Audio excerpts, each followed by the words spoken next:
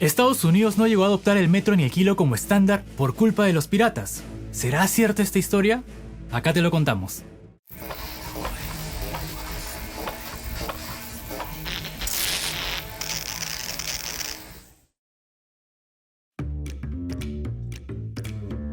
Seguro te estarás preguntando por qué Estados Unidos utiliza millas en vez de kilómetros, libras en vez de kilos o incluso onzas en vez de mililitros, cuando prácticamente la totalidad de países utiliza el sistema métrico, que es mucho más sencillo. Por ejemplo, en Estados Unidos 12 pulgadas son un pie, 3 pies una yarda, 5.280 pies son una milla o también 1.760 yardas equivalen a una milla. En el resto del mundo, 10 milímetros son un centímetro, 100 centímetros son un metro y 1000 metros son un kilómetro. De igual forma para los pesos, en Estados Unidos 16 onzas son una libra, 2000 libras son una tonelada corta y 2240 libras son una tonelada larga. En el resto del mundo, 1000 gramos son un kilo y 1000 kilos una tonelada. Como podemos ver, el sistema métrico es bastante simple, a diferencia del sistema de unidades estadounidense que está basado en el antiquísimo sistema inglés, el cual es una combinación de medidas romanas y anglosajonas que fue mutando con el tiempo. De hecho, Estados Unidos junto a Liberia y Myanmar son los únicos 3 países en todo el mundo que no utilizan el sistema internacional de unidades. Como anécdota, en 1999 la NASA perdió más de $200 millones en una sonda espacial enviada a Marte, porque el software diseñado por la empresa Lockheed Martin utilizaba el sistema estadounidense cuando debía utilizar el sistema internacional. Entonces, si el sistema métrico es tan bueno, ¿por qué Estados Unidos nunca lo adoptó? La verdad es que han habido varios intentos por cambiar el sistema de unidades, y para entender esto, primero tenemos que remontarnos al inicio de nuestra historia a finales del siglo XVIII. La idea de crear un sistema de medidas común y sencillo como el decimal tiene muchos beneficios. En términos prácticos, tener un estándar permitía una transacción justa entre comerciantes, evitando fraudes y problemas de recaudación de impuestos.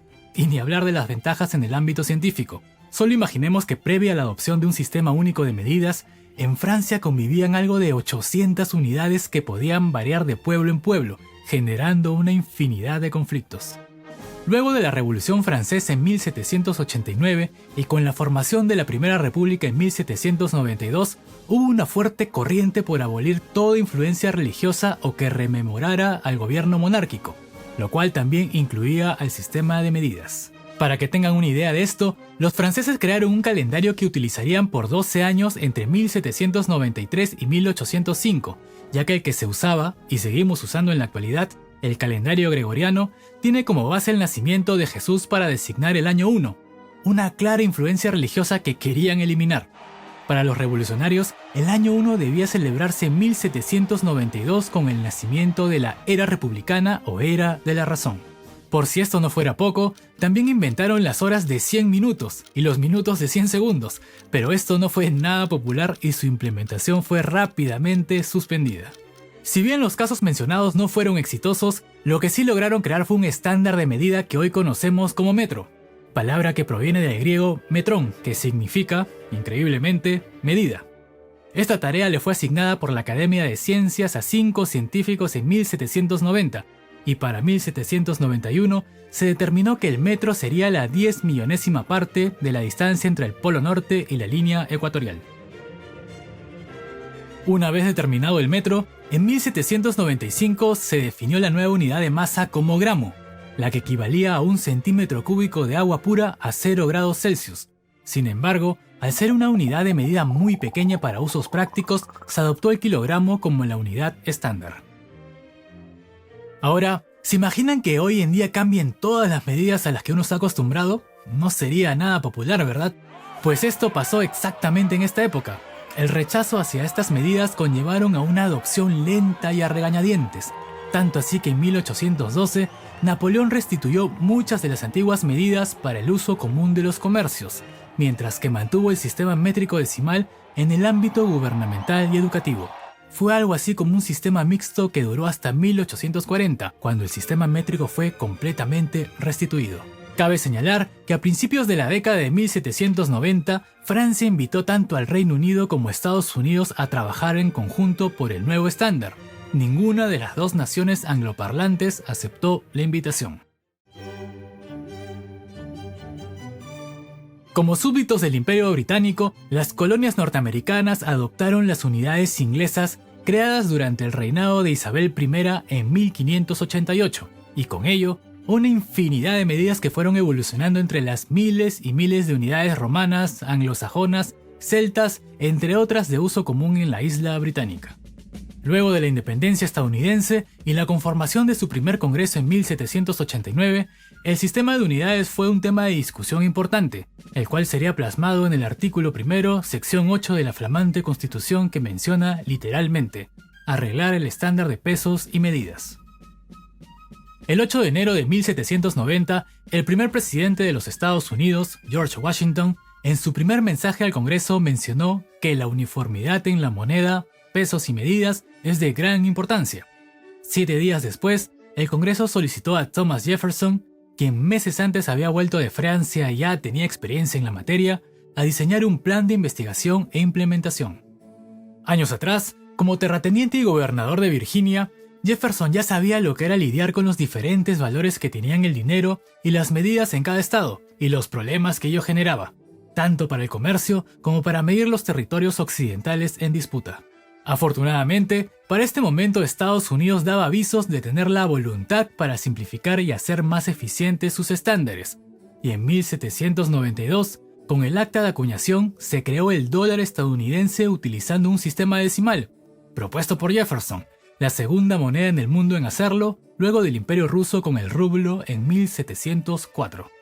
El nuevo dólar tuvo como base al dólar español, el cual era utilizado masivamente en aquella época, y cuya conversión no era decimal.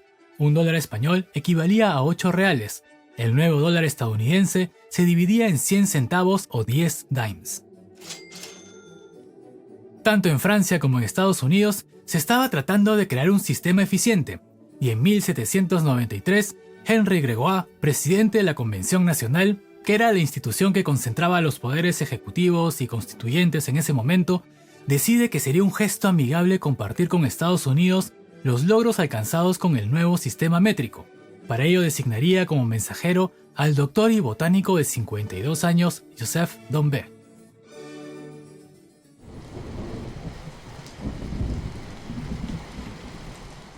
Joseph Dombey era una persona carismática y con una reputación favorable dentro de la comunidad científica, lo que lo hacía una excelente selección como emisario del gobierno francés, tanto para negociar la compra de grano estadounidense como para llevar la última innovación científica de la época, el sistema métrico.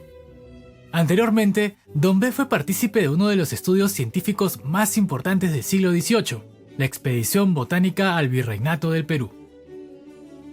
En noviembre de 1777, zarpa del puerto español de Cádiz a bordo del navío El Peruano, comandado por el capitán José de Córdoba y Ramos, con dirección al Callao, a donde arriban en abril de 1778. La misión hispano-francesa llega a Sudamérica con el objetivo de estudiar y catalogar la gran variedad de plantas del virreinato, la cual llegó a significar la incorporación de 500 nuevas especies, las cuales están representadas en el libro Flora del Perú y Chile. Al parecer su mala suerte empezaría en 1780, cuando Dombey envía a Francia parte de la colección de especímenes que recolectó en Perú. El barco que las llevaba fue capturado por los británicos y las muestras terminaron en el Museo Británico. Ante esta pérdida, Dombey prepararía otro envío de 300 dibujos de plantas nativas, el cual sería confiscado por las autoridades del Callao.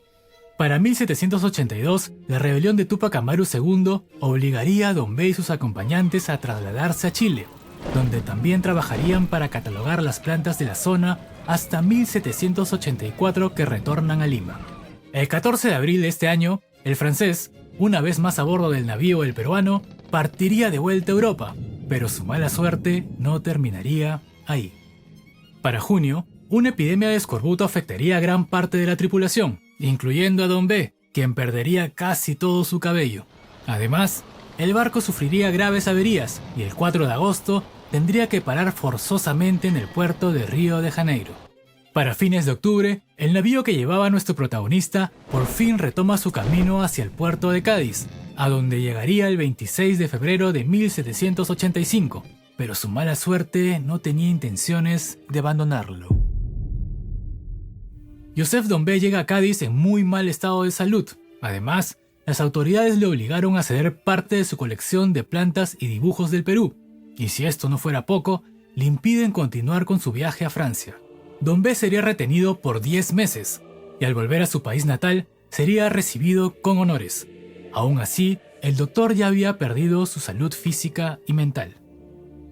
Pasarían varios años y ya en 1793 tendría el encargo de llevar el nuevo sistema métrico al mismísimo Thomas Jefferson en Estados Unidos.